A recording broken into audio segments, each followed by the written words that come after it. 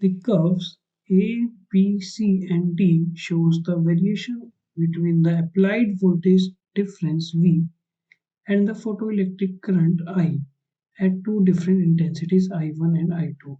In which figure is the correct variation shown?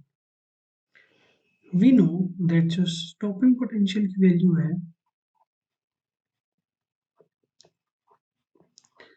that is independent on the intensity of incident light के independent है it इस पे हम दे देते हैं independent and it depends only on the frequency of incident radiations. We know from the famous relation EV naught is equal to H nu minus H nu naught.